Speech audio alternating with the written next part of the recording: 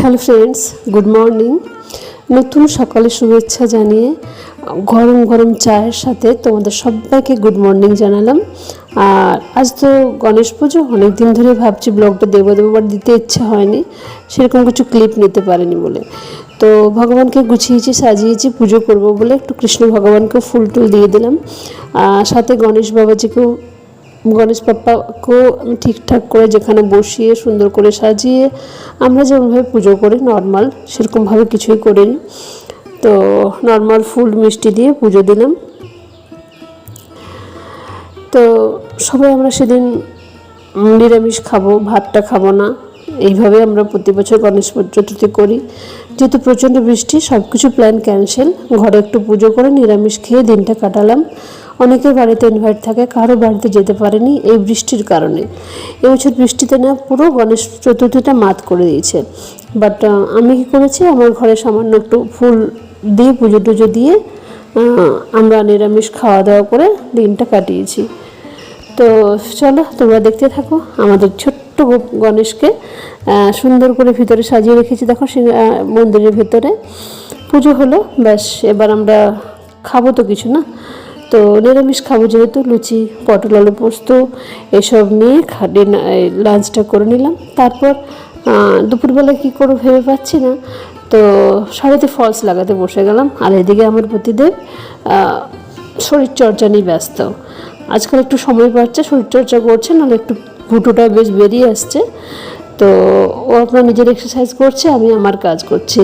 হঠাৎ করতে করতে ফলস লাগাতে গিয়ে দেখতে পাই ও সামনে করছে, তোমাদের সাথে জাস্ট শেয়ার করলাম।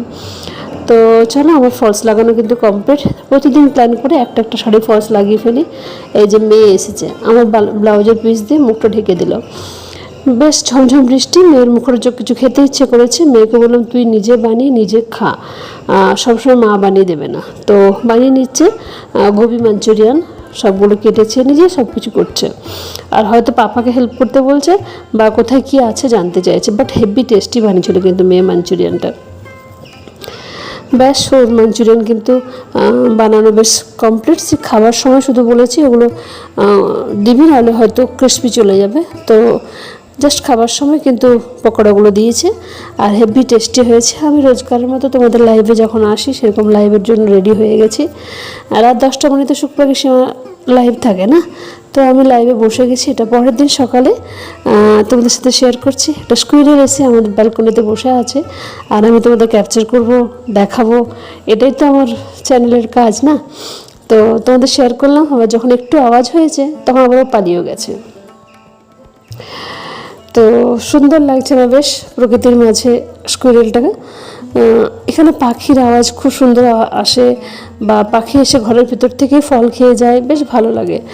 চলো, এটা পরের দিনে যেহেতু ব্লগ, তো দুপুরে আমরা রান্না করবো সব সবজি দিয়ে, মাছ ভাজা, ঘি করলা ভাজা, সব সবজি দিয়ে মাছের ঝোল বানাচ্ছি। আর ভাতও হয়ে গেছে। এই দেখো মাছগুলো ভেজে মাছের ঝোল জলদি করে নিচ্ছি। ভেবেছিলাম ইনভিটেশন আছে সেখানে যাব, বাট বৃষ্টির কারণে যখন যেতে পারলাম না, তো ঘরেই রান্না করলাম। এই যে দেখো রূপচাঁদ মাছ, আলু, বিনস, ক্যারট সব দিয়ে একটা ঝোল করছি পেঁপে দিয়ে, বেশ টেস্টি হয়েছিল জানো তো। আর আমি একটু তেলটা বেশি দিয়ে ফেলেছি রান্নাতে, তোমরা দেখবে হয়তো, বাট টেস্টি রান্না হয়েছে।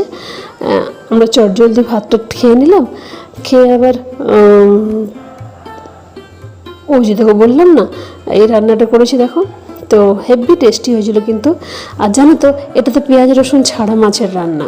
রোজ তো পেঁয়াজ রসুন দিয়ে খাই, একদিন দুদিন ছেড়ে না দিয়ে খাই না, দেখি না কেমন হয়। সত্যি ভালো হয়েছিল। সবাই বলে না আদা জিরে রান্নাও কিন্তু টেস্টি হয়। হ্যাঁ গো, আদা জিরে রান্নাও টেস্টি হয়।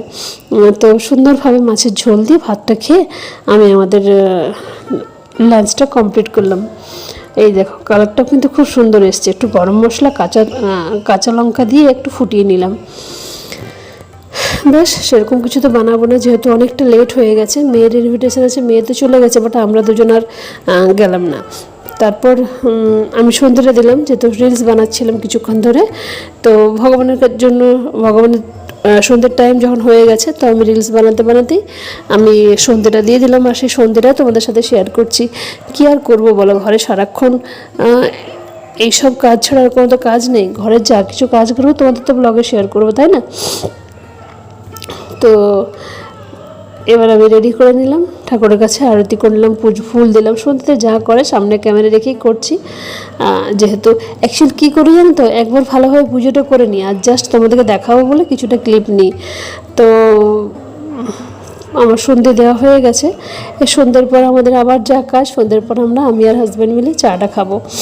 তো সন্ধ্যে দিচ্ছি, এদিকে শাকটাও করছি।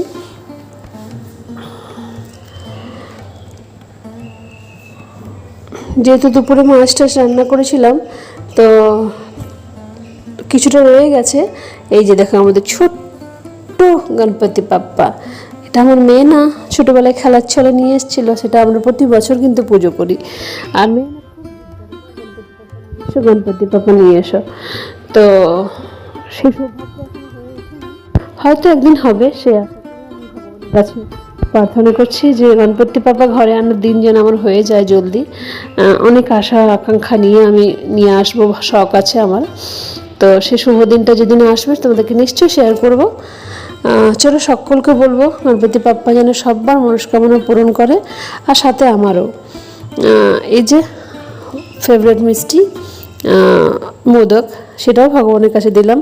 এবার আমি আর হাজব্যান্ড চা খেতে খেতে না একটু শেয়ার করলাম জাস্ট তোমাদেরকে ক্লিপ। চলো লাগছে তোমরা দেখতে থাকো কন্টিনিউ ব্লগটা। আর যেহেতু রাত্রে সেরকম রান্না করব না, তো শর্মা আর বিরিয়ানি অর্ডার করে দিয়েছি, ওটা খেয়ে কিন্তু আমার ডিনারটা আমি কমপ্লিট করব আজকে, যেহেতু কোথাও বেরোতে পারলাম না। আর কি খাবো কি ভেবে রাখলাম, মাছটা না খেয়ে না একটু বিরিয়ানি একটু শর্মা খেয়ে আমার দিনটি শেষ করলাম। তোমরা সবাই ভালো থেকো, সুস্থ থেকো, আমিও ভালো আছি। আর তোমাদের ভালোবাসা বেশ সাপোর্ট পাচ্ছি, তোমরা কিন্তু আমাকে এইভাবে সাপোর্ট করতে থাকো।